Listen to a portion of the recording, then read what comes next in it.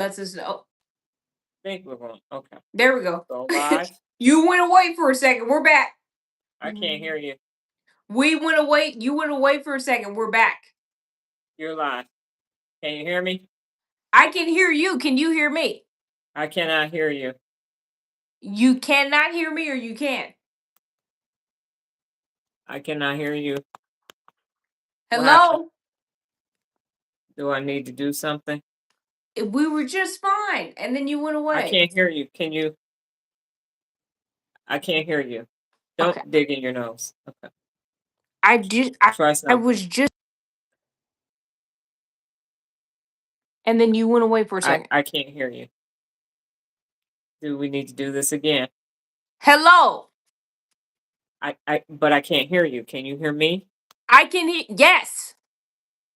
Okay. So what has taken place? I don't know. We were fine, and then you went away, and then you came back. I can't hear you.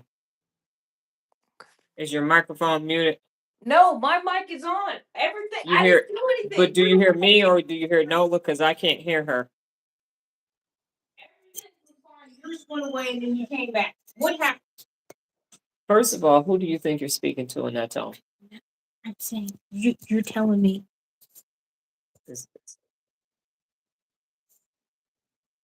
My audio and everything's like that. We were good. You hear both of us? Okay. I just can't hear her. I don't know what happened. Is your volume up? Well, you hear both of us are sitting in the room right now. Yes. Go back on your thing. Okay. She was standing there next to me, so that's not gonna work. We actually got on here early, so this wouldn't happen. Can you hear me now? Can anybody hear me now? Can y'all hear Nola?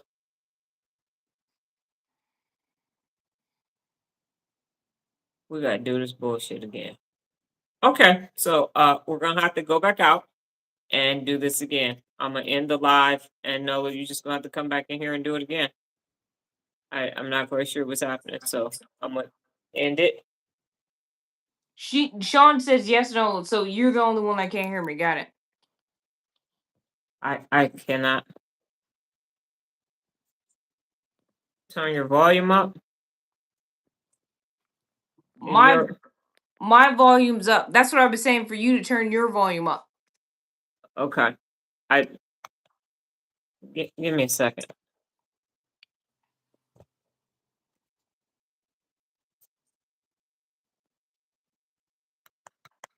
My volume is all the way up. Okay. And can you hear me? My volume is all the way up. Okay, can you hear me? Barely. Okay, well, I don't know what to. I can turn my volume up. My volume is all the way up. I don't understand what's happening. I don't understand. Let me talk now. I'm here. Okay. You can hear y'all? Okay. Well, I don't know how this is gonna work. We'll just keep talking. All right. I'm about let's go ahead and get breathing done.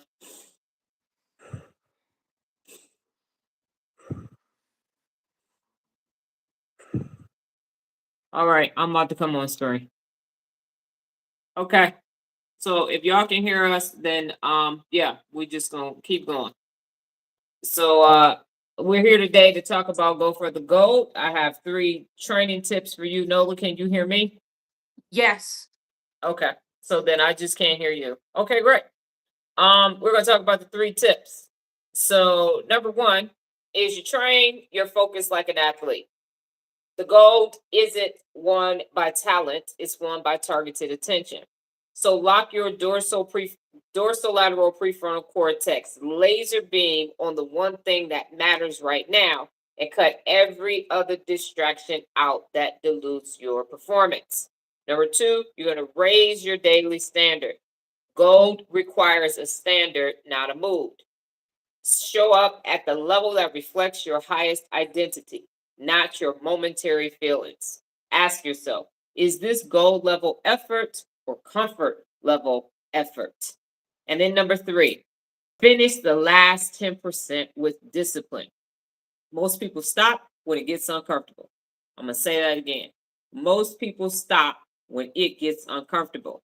And real leaders lean in. Your ACC and the discipline loop activates when you decide, I don't stop until it's done. Gold lives in the last 10%, the part everybody else avoids. So it's the last 10%. That's where gold actually lives. So Nola has said that she has plenty of examples for y'all. She says she lives in the gold. That's where she resides. So she will be talking for the majority of this live. She's going to give you all her receipts, as they say.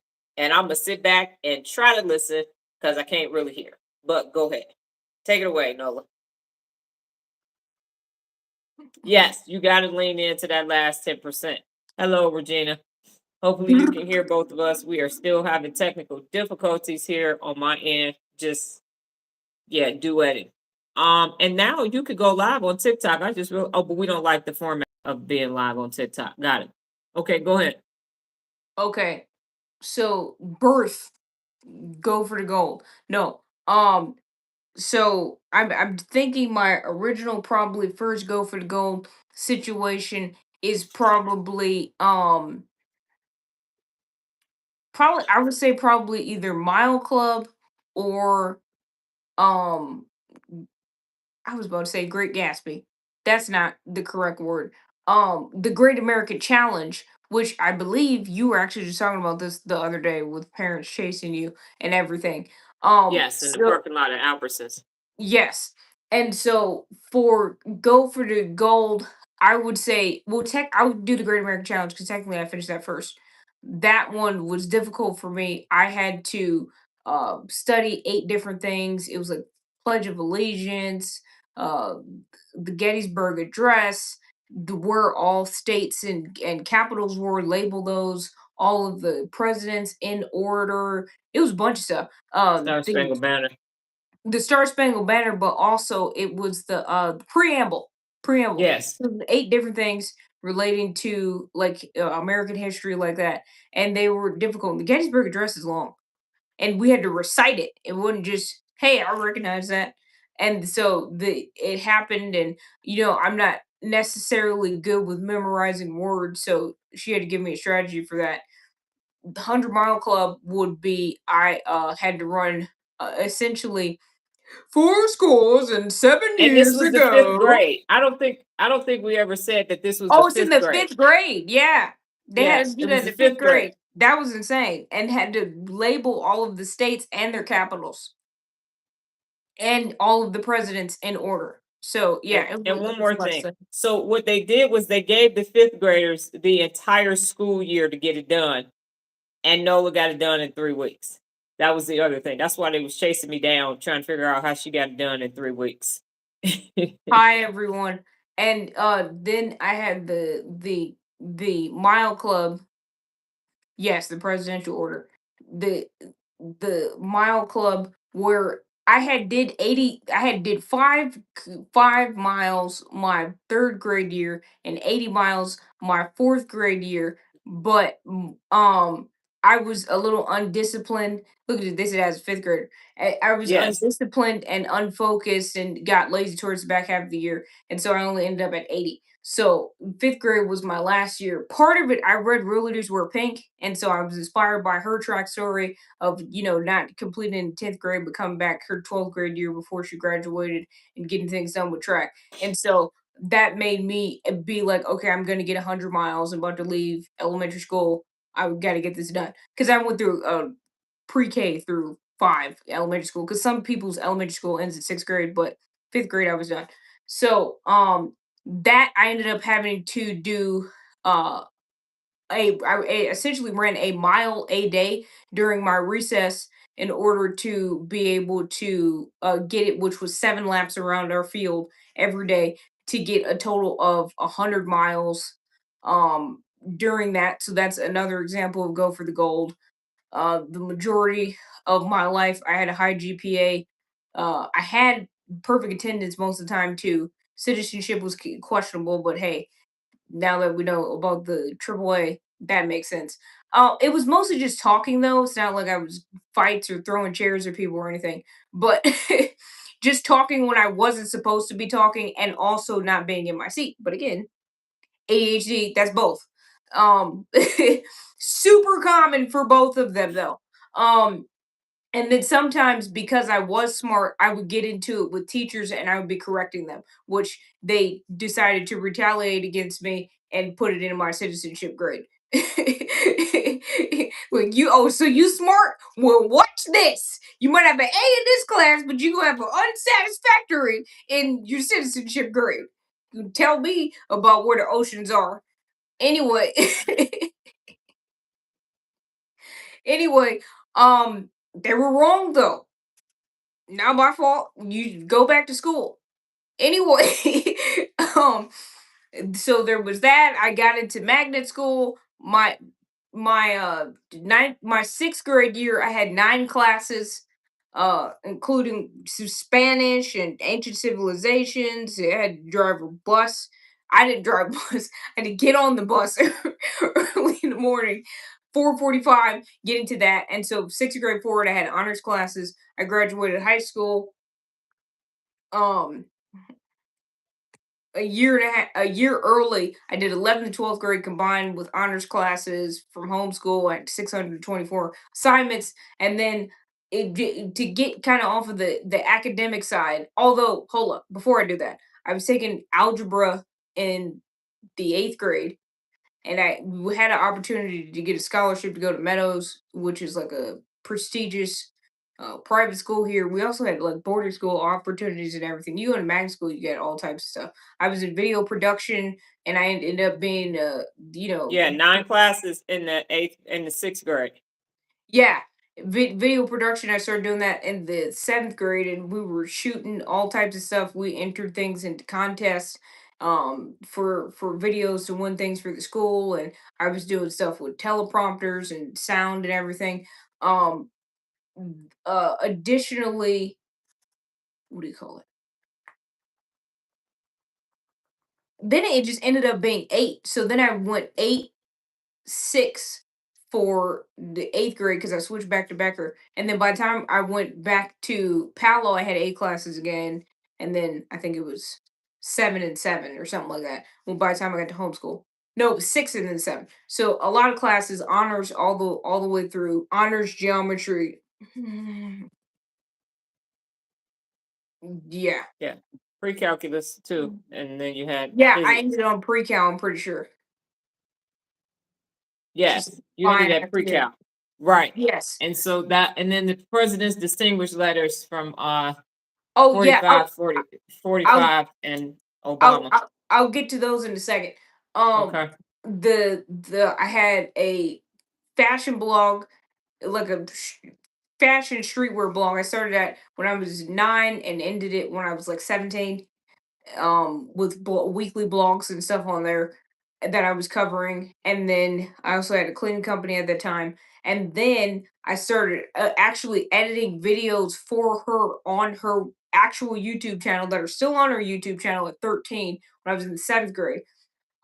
In the 7th grade, I also wrote a letter to Governor Sandoval. We all wrote letters. It was a reading class here in Vegas. They make you have in middle school. They make you have reading and English. It's 2 separate classes. So my reading class, we had to write letters to political people.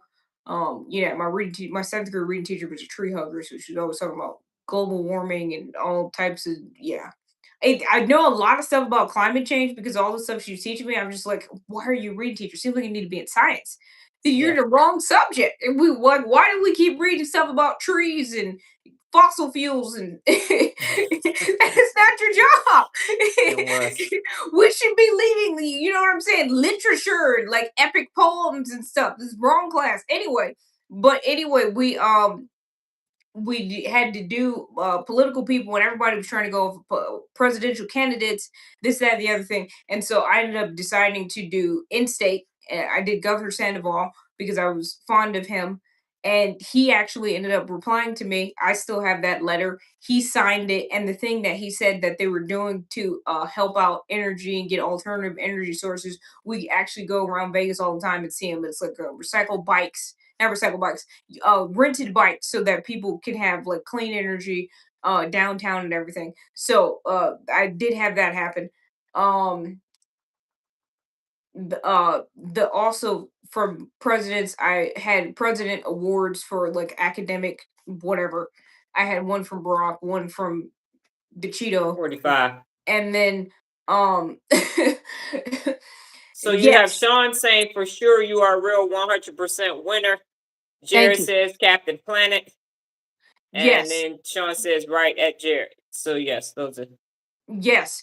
And so, and then obviously, I mean, that was just me as a child. And, I had did work with her. And like she said, I've had elevator pitches and, had a lot of, yes, the Cheeto. the, a, a lot of things throughout the time, like things she's exposed me to. But the prep work for that and everything we've like watched and how I was raised and stuff, I really feel like it all came together within my last almost 5 years of adulthood. So I'm about to be 23 next month. So, February 2021, I started my business. And I feel like that's when I really, really, really started getting my own chops because there's a lot of people like me. I grew up with a bunch of smart friends and they're not doing anything. One of my friends actually got the merit scholarship, which if you know anything about academics is cool. I mean I have people that I went to school with that are at Oxford, just graduated from Harvard and stuff like that, but they just stayed in academics. And so then for me to make the switch to be an entrepreneur, I do have some people I know that are entrepreneurs, but like they did the hair, like and they do, nails. yeah, hair and nails that I went to school with. I do, someone that's got a clothing brand, which is cool, but I nobody has a handy person business. I got people that's working fast food, airport and stuff. And those are normal jobs for our age. But based upon my background, for me to go straight into entrepreneurship and now I have corporate clients. We're going back to the strip to do some stuff at Caesars. And so I've done stuff at all of the major hotels, Caesars, Mirage, Wynn, Mandalay Bay, uh what you call it? We did the convention center and World Market Center, which are all nice hotels. Like I said, corporate clients, so like Canes, KB Homes. I did a video game company, uh, patio furniture company, Seventh Avenue. Sean has a question for you. What did you do on your downtime to relax and hit your reset button? Okay, I'll get to that in 1 second. And so there's that, and then with ADHD, one thing that was difficult for me, and I kind of started this going into my senior year, where I was like, I want to start completing things. I've always had good grades, and my grades were good enough, but I was like, I never turned in all of my assignments because of my ADHD. And I was telling her I was doing all of this with ADHD though, so I was not truly applying myself academically until my senior year. So I would be the kid that's finishing my homework as it's being asked to go to the front and still get a good grade on it. But so because when I talk to customers, they'll be like, "Hey, you could have went to college. You're smart." Oh crap! I got the Millennium Scholarship, so I could have actually went to college and it would have been paid for. We didn't even apply for that, but I wasn't interested in that. I wanted to pursue entrepreneurship. So with ADHD, you're known for not completing projects, and now basically have 2,500 um projects that I completed. And so in all of these different facets, self-taught, my dad was technically a contractor. My grandfather, her actual dad, was also in this field, but beer and laziness took both of them out. So Hmm. so I feel like I did the business more consistently, and so that's where I could really show my go for the goal. Now there's some things happening down here. No, all the things you did as a child, teenager was foundation preparation for now. Exactly. I totally agree with that. I never applied myself in high school. Yeah, it happens. I was, people ninth grade when I was in school. I had some people that were juniors that were retaking classes, and they were like ninth grade. I was messing up, but now I'm in my junior year. I'm taking things seriously. I'm getting together. Um, Yes. What do you do downtime to relax and hit your reset button? I'm actually learning that now because what happened was with my ADHD, I was super lax in the first 18 years of my life. And I know you're like, that's lax, but it was I was not applying myself.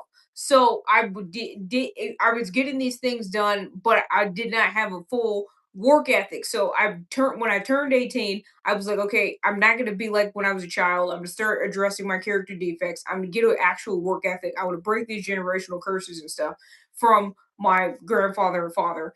And actually have a legitimate like contractor business that's serious with the website and everything. I got a work vehicle with tools and everything. And so I hunkered down and I locked in just because I wanted to push through that. But then, kind of with my autism, I was like too locked in. So now I'm learning to have fun. But I wanted to get pushed back that point because they could never get to a full year of it. And then I kind of got too laser focused where I was like, work, work, work, work, work, work, work, work, work, work. Because the problem with autism, you just keep doing routines over and over and over and over and over and over again and don't Hmm. stop. And the problem with ADHD is you hyper focus. So then you just keep focusing on it and then you start not having balance. And there's been times where I've been dehydrated or we're outside, it's 50 degrees outside. I don't have a jacket on it because I'm not done with the project. I'm focused on finishing it. And she's like, we gotta go home. It's dark. It's cold. We can come back. I'm like, it's Remember, my two not. fingers get frostbite under 40, 50 degrees. Yes, so we did end up going home. Um, so I'm working to I'm learning the balance part now. So we've done a better job of have fun. I'm learning how to balance and have my schedule change and everything. But I that's the problem with these many mental illnesses is you have the extremes. So I went from super lazy to extremely productive workaholic with no work life balance. So now I'm finding how you can be productive, you can complete, but I feel like for me, I had to push back that point and hold myself accountable because it's so easy with the situation that I have to we do organizations for people with ADHD all the time and they have all these started projects. That's one of the biggest things. And so now to have 2,500 completed projects with varying levels of complexity and quantities of stuff, now I feel like I'm over the hump where I can start introducing the balance because before I would start working on stuff and ADHD person, we go to take the break and then 2 years goes by. You know what I'm saying?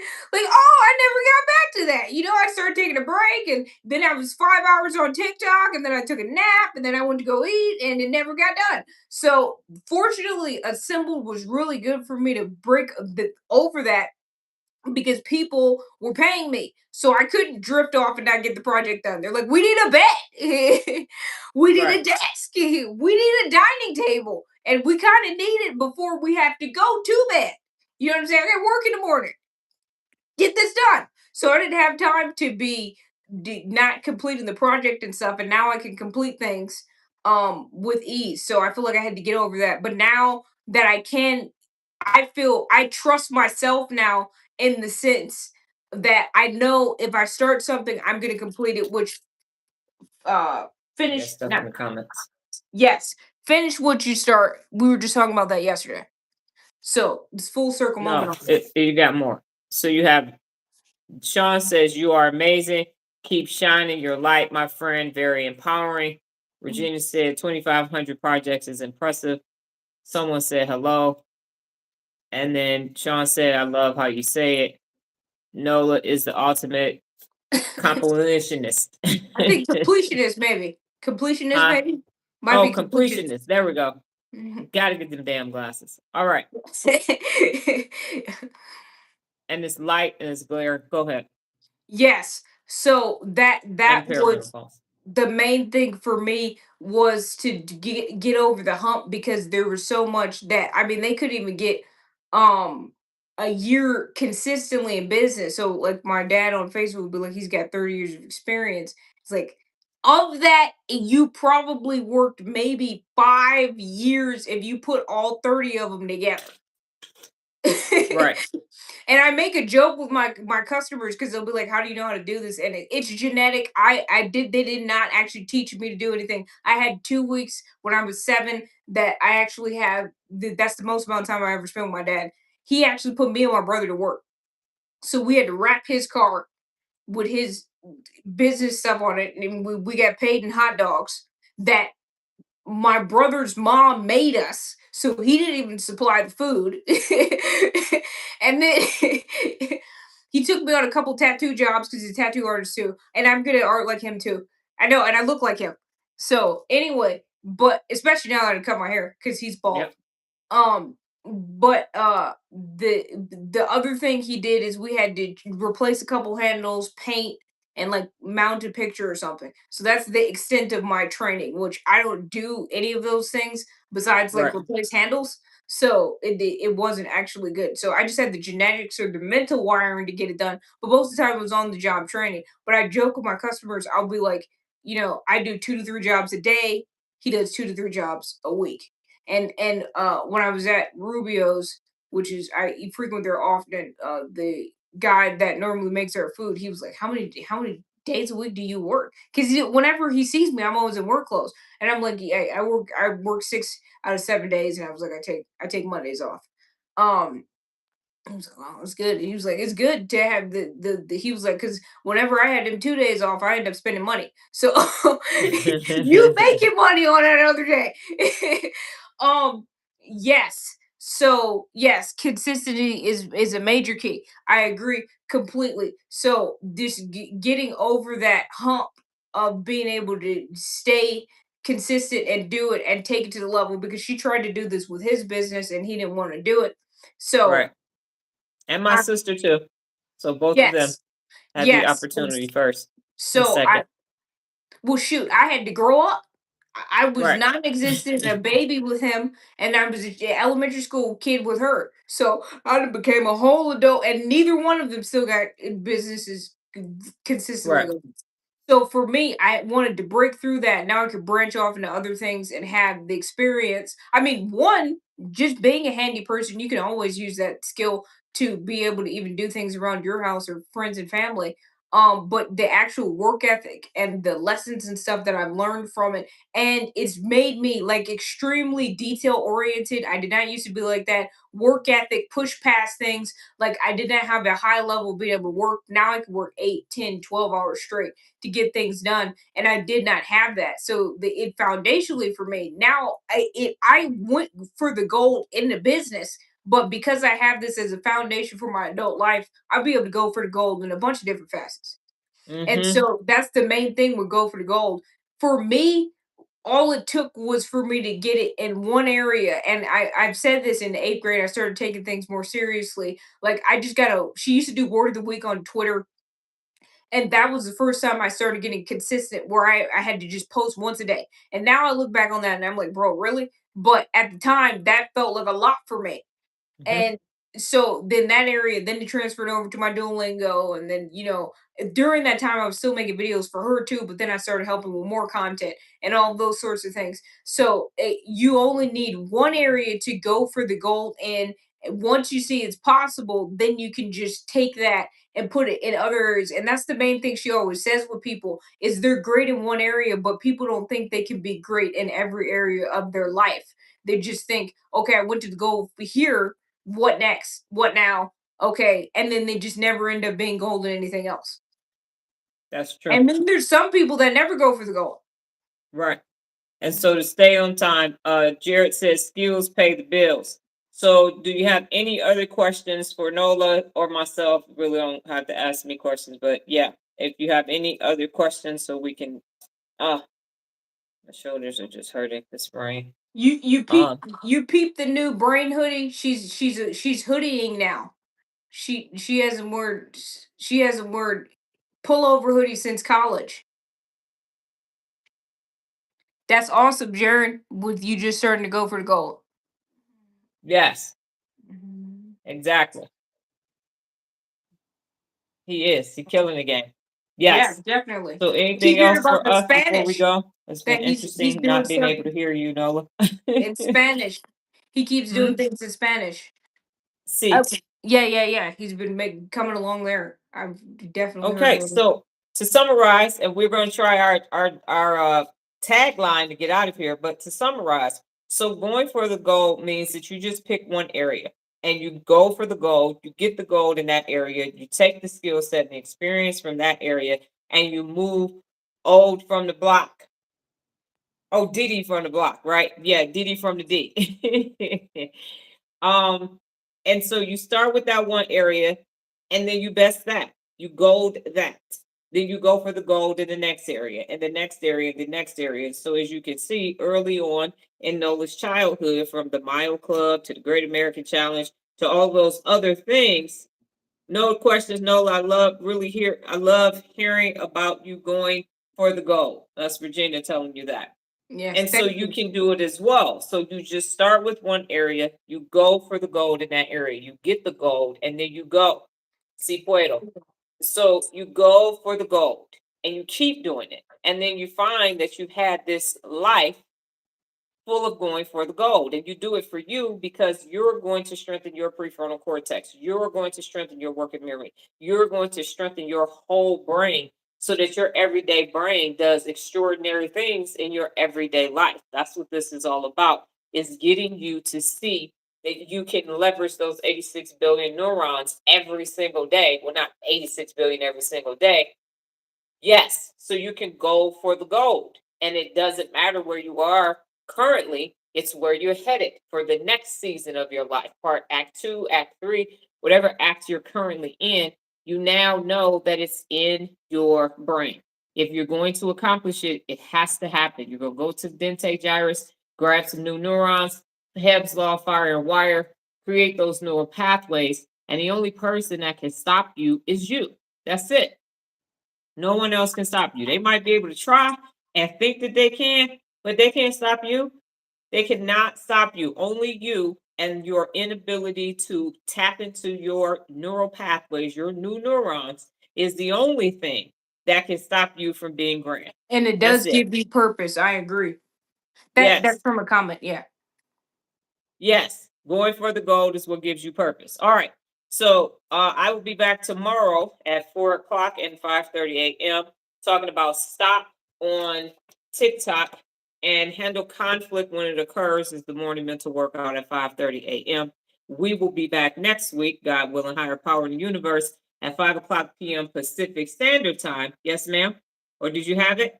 No, I had both hands up, but one of them disappeared. I was just saying, Okay, you said so we're God gonna willing. Yeah. work on our tagline. It's probably gonna take us like 5 more lives to get it. Today is the first day that we're premiering it, and we're gonna see how this goes. So that's it. Thank you, ladies and gentlemen. I'm Nola. I'm Dr. Donna, and this is This is us. our. Okay, let's try one more time. Go ahead. I'm Nola. I'm Dr. Donna, and And this this is is us us in in real real life. life. See, yeah. We Handling were at least conflict in when it unison, occurs though. is something I need to practice. We were at least in unison, though. So Right. there's that. I So just we don't will know what practice to do with it. We my got hand. 7 days to get it done. Some of us are better at exiting out of things than others, and we all have our strengths and I our had great weaknesses, our exit opportunities. So ideas. leverage your strengths, understand your weaknesses. Is also one of the 74 principles of real leadership. So thank you for your time. You all go off and have a great rest of your day, night, evening. And if you're available tomorrow, we will see you all tomorrow. Take care. Adios.